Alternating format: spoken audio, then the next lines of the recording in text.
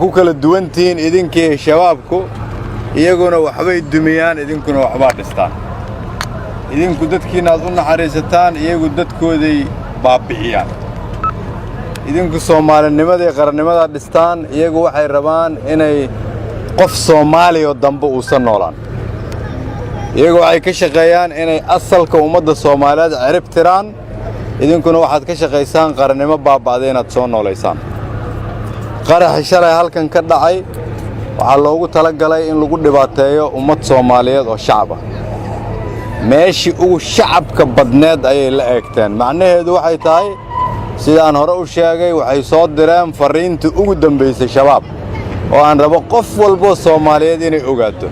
fariinta ay soo direen waxa ay tahay ma rabaan qof dambe oo Soomaaliyeed inay noolaato ciddi ka difaaci lahayd waa idinka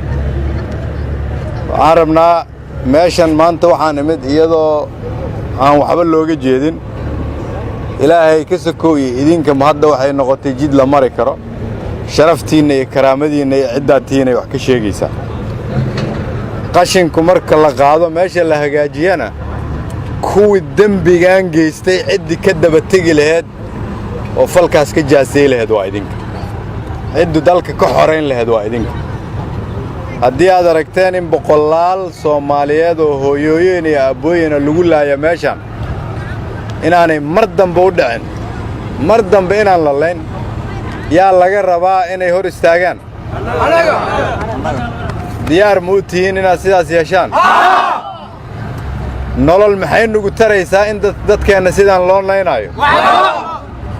waa muhiim inaan maantay noogu dhowdahay dawladdiina iyo idinku inaad gacmaha isqabsataan shacabkiina waa idin jecel yihiin taariikhda mar baa la qoraa